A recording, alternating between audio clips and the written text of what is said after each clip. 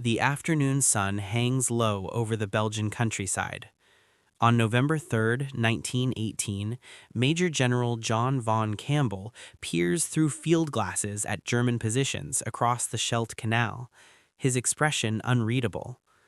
Behind him, concealed beneath camouflage netting and false hedges, wait 432 guns.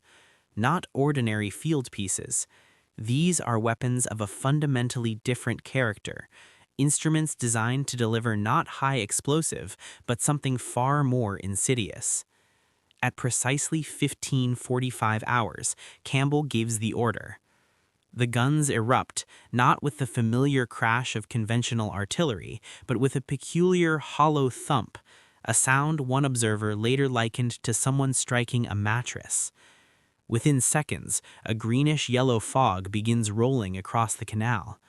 It hugs the ground, flows into every depression, every trench, every dugout. The German soldiers on the receiving end have perhaps 20 seconds to react. Most don't. Within minutes, the screaming begins. Within 20 minutes, white flags appear along a 4-mile front. 10,000 German soldiers, an entire division, surrender en masse, without a single British infantryman crossing the canal. The weapon responsible is the Livens Projector, and it represents one of the most ruthlessly efficient applications of chemical warfare ever devised.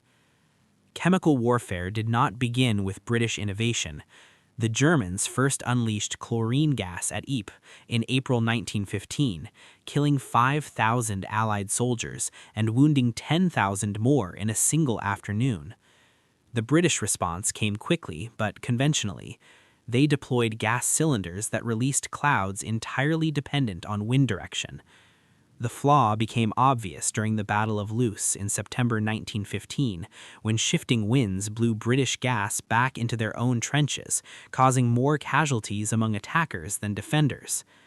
The cylinder method was murderously unreliable. You needed perfect weather, cooperative winds, and even then, gas dispersed unevenly or drifted harmlessly away. Worse still, the cylinders themselves became priority targets. A single artillery shell striking a gas cylinder could devastate an entire company of your own men. Between 1915 and 1916, British gas attacks killed perhaps 15,000 German soldiers, a respectable figure until compared to conventional artillery, which inflicted hundreds of thousands of casualties in the same period. The strategic return simply didn't justify the risk. What the British needed was a new delivery system, one that didn't rely on weather, that could saturate a target area instantly, that could be deployed rapidly without warning the enemy. They needed, in effect, to throw gas, not release it, to turn chemical warfare from a meteorological gamble into an artillery problem with a guaranteed solution. Captain William Howard Livens watched the Loos disaster with particular fury. A Royal Engineers officer with a background in civil engineering, Livens had lost his closest friend to a German gas attack at Ypres. The death was neither quick nor clean. It left him with a personal vendetta and an engineer's determination to solve the delivery problem. Working first in a workshop behind British lines and later at the Trench Warfare Department facility at Brocket Wood, Hertfordshire, Livens designed something brutally simple. The Livens Projector was nothing more than a steel tube, 3 feet long, 8 inches in diameter, buried in the ground at a 45-degree angle. Inside went a drum containing 30 pounds of phosgene gas, the deadliest chemical agent available at the time. Beneath the drum sat a propellant charge, an electrically fired explosive. No moving parts, no complex fuses. You dug a hole, set the tube, loaded the drum, connected the cable, and waited. When fired, the charge hurled the 27-pound projectile nearly 1,600 yards, just under a mile. On impact, the thin casing ruptured, releasing the entire contents instantly. One Livens projector delivered more gas in a single shot than a conventional cylinder could release in 10 minutes. The psychological effect was devastating. Conventional gas attacks crept in slowly, allowing defenders time to don masks. A Livens barrage arrived all at once. Dozens, sometimes hundreds of drums crashed down simultaneously, each bursting into a dense cloud of lethal concentration. Production expanded rapidly. Projectors were manufactured by the tens of thousands, primarily at the Royal Arsenal in Woolwich. Exact numbers remain classified, but conservative estimates suggest at least 50,000 tubes were produced between 1916 and 1918.